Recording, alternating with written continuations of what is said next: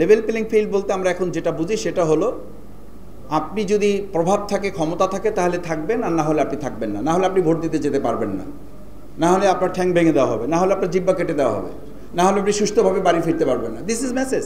What is the level playing field? Level playing field বলতে আমি কি বোঝাচ্ছি, আমি কি মেসেজ যাচ্ছে? ঢাকা ইউনিভার্সিটি ডাকসু নির্বাচনের কথা বলে। ডাকসু নির্বাচন প্রত্যেক ছাত্রছাত্রী সুশিক্ষিত, সচেতন এবং স্বাবলম্বী, ফিজিক্যালি সে ক্যাপেবল। কিন্তু একজন 70 বছরের মানুষ যখন গ্রামে ভোট দিতে যান, শিক্ষার দিক থেকে, সচেতনার দিক থেকে তিনি তো ঠিক একইভাবে ঢাকা ইউনিভার্সিটির কোনো একজন ছাত্র বা ছাত্রীর মতো, শিক্ষার্থীর মতো তিনি তাৎক্ষণিকভাবে একটা প্রেস ডেকে বা একটা প্রেসের কাছে গিয়ে, একটা সোশ্যাল মিডিয়ার কাছে গিয়ে তিনি কি প্রতিবাদ করার মতো সামর্থ্য রাখেন? ঢাকা ইউনিভার্সিটি ডাকসু নির্বাচন করতে গিয়ে আমরা যতটুকু জানার সুযোগ হয়েছে, ঘাম ঝরেছে, শুধু ঘাম ঝরেনি, কোনো সময় আমাদের কাছে মনে হয়েছে যে আমরা সিটকে পড়ে যাচ্ছি, ইলেকশনটা বন্ধ হয়ে যাচ্ছে। RICL TMX, যুগের পর যুগ স্থাপনা থাকে মজবুত। কোনো সময় এরকম মনে হয়েছে যে রেজাল্ট ডিক্লেয়ার করা যাচ্ছে না। রেজাল্ট ডিক্লেয়ার করার কথা রাত 8টায়, রেজাল্ট ডিক্লেয়ার করার কথা রাত 10টায়। সেই রেজাল্ট ডিক্লেয়ার করতে তো পরের দিন সকাল 10টা বেজেছে। কেন বেজেছে? কেন ইউনিভার্সিটির পার্শ্ববর্তী এলাকায় লোক জড়ো হয়েছে? কেন টোটাল প্রশাসনকে ইনভলভ হয়ে বলতে হয়েছে?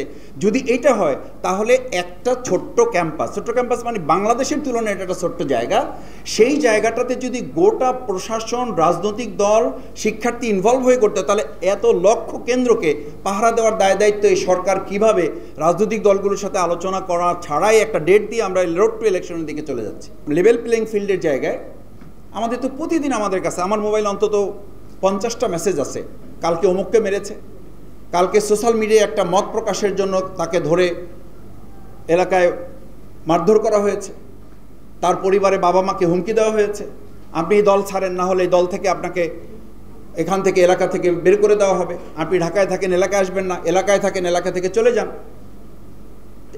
এটা তো হচ্ছে এখনকার। এরপর যখন আমরা আরও একটু ইলেকশনের মধ্যে প্রবেশ করব, আমি তো মনে করি তখন লেভেল প্লেইং ফিল্ডের প্রশ্নে আমাদের আরও অনেক ঝুঁকির মুখে পড়তে হবে।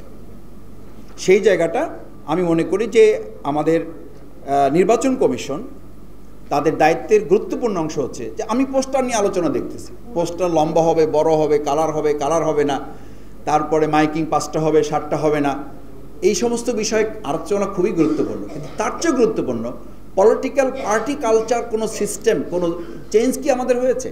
আমরা কি কোনো রিফরমেশন আমাদের মধ্যে নিয়ে আসতে পেরেছি? চিন্তার মধ্যে, দর্শনের মধ্যে, ফিলসফিতে আমাদের কোনো পরিবর্তন এসছে? আমার কাছে তো তা মনে হয় না।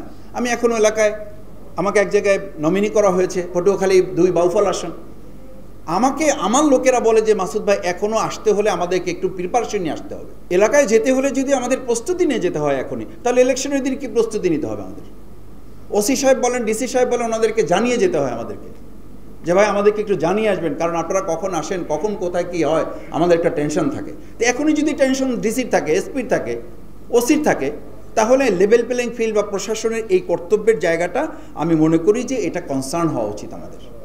তৃতীয় যেটা আমি বলবো সেই জায়গাটা হচ্ছে, দেখেন আমরা ইলেকশনের জন্য আমাদের এখানে 4টা মূল কনসার্ন আমরা খুব গুরুত্বের সাথে বলেছি। আইনশৃঙ্খলা রক্ষা। আইনশৃঙ্খলা রক্ষায় যারা আছেন তারা একদম শেপ নিয়ে বসে আছেন। আমি এটা একেবারে সবার জন্য কমন বলছি না, শেপ নিয়ে বসে আছেন। সামনে একটা ক্ষমতায় আসতেছে একটা দল, সেই দলের আনুগত্য পরায়ণ হয়ে কাজ করে তাদের নেক নজরে পড়ার একটা চূড়ান্ত কম্পিটিশন চলতেছে।